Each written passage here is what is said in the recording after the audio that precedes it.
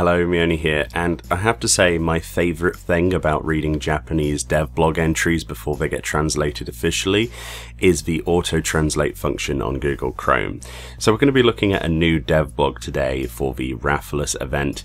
This is basically preparing hunters for the impending invasion of Rathalos and what exactly to do. This is a little fun, tip-filled dev blog entry, but one of the first things that blew my mind is I auto-translated, and obviously you can get a bit of an idea and piece it together, but the first line, "Please give me honey," so out of context, but I love it. It's just fantastic. I presume that's out of context and that's not actually what it says in Japanese. So this is from one of the project managers, and this is to talk about the Monster Hunter World crossover event and indeed the 2 new trials, and basically how to fight it. So they actually explain that Rathalos doesn't have an enmity meter, so to speak, and he basically will target anybody that goes in there. There's no specific like tank role, healer role, etc.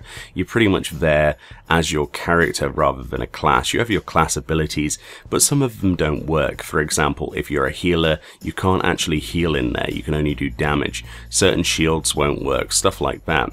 And the reason for that is you actually have 10 potions. There's this extra action button that you click on your screen that they show in one of the screenshots here on the dev blog where you have to click it. You get 10 of these for the entire fight, so obviously the idea is to avoid mechanics and use them only when you need to, much like in Monster Hunter. The dev here also talks about the tells. Here you can see Rathalos sort of lifting his tail and looking that way. This is to tell you that he's going to swing his tail around. As you can see in this second screenshot, he got punted halfway across the arena, and then this caused him to be stunned.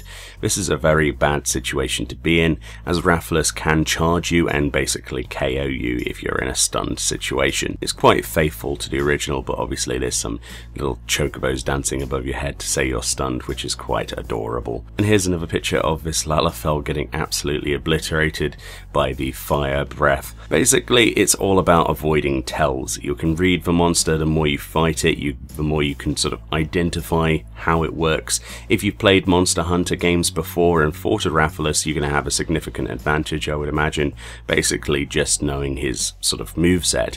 It's not too difficult, but everything will probably KO you on the bigger attacks, and they'll chunk you quite significantly, remembering that you don't have a healer, you in fact have potions. And at the end of the dev blog here, they talk about the minion that you get, presumably from completing the normal mode 8-man version of the fight, and this is the Palico minion, which is absolutely adorable and melts my heart every time I see this. I love it, I can't wait to get it, I can't wait to get in there. I love Monster Hunter. Hopefully you're as excited as me for this, and I'll see you all next time.